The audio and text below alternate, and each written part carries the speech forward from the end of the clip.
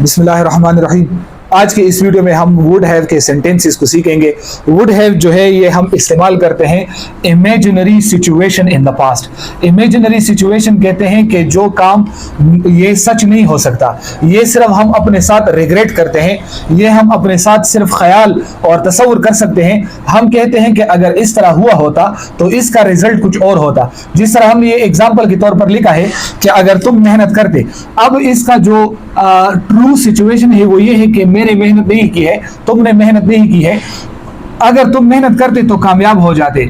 इसका मतलब यह है कि आपका जो ये रिजल्ट है ये इस सिचुएशन पर डिपेंडिंग है। अगर ये सिचुएशन पास हो जाता, अगर ये सिचुएशन वाकया होता पास्ट में, तो इसका ये रिजल्ट निकलता। लेकिन चूंकि ये जो सिचुएशन है ये पास नहीं हुआ है, इसलिए इसका ये रिजल्ट भी हमें नहीं मिला है। तो इसके लिए हम इस्तेमाल करते हैं वुड हैव, यानी इमेजिनरी सिचुएशन, जो हम ख्यालों में, सोचों में कहते हैं कि अगर इस तरह हुआ होता तो इसका रिजल्ट इस तरह निकलता। तो इसके लिए वुड हैव का इस्तेमाल करते हैं। स्ट्रक्चर को इस तरह है कि सबसे पहले हम सब्जेक्ट का इस्तेमाल करते हैं, उसके बाद हम वुड हैव का इस्तेमाल करते हैं, उसके बाद हम वर्ब थर्ड फॉर्म और लास्ट में हम ऑब्जेक्ट का इस्तेमाल करते हैं। और इस ऑब्जेक्ट के बाद हम इफ की जो सेंटेंसेस है यानी इफ क्लॉज, उसका इस्तेमाल करते हैं। और इफ क्लॉज का इस्तेमाल जो है ये हम करते हैं पास्ट परफेक्ट टेंस के अंदर। तो पहला जुमला है अगर तुम मेहनत करते तो कामयाब हो जाते। इसके लिए हम इस्तेमाल करते हैं you would have succeeded, you would have succeeded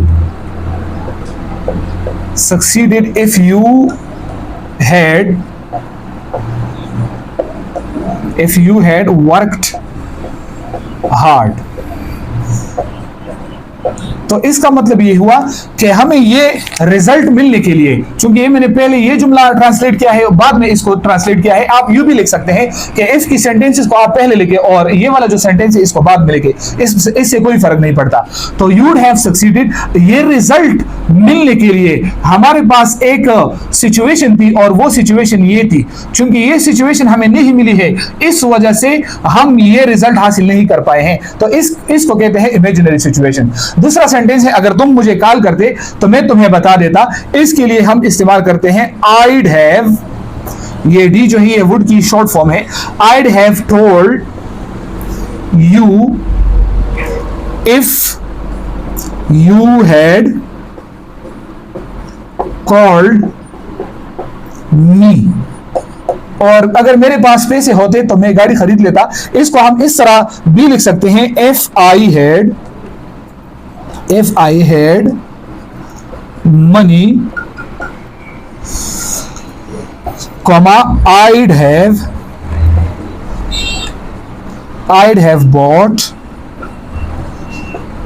a car।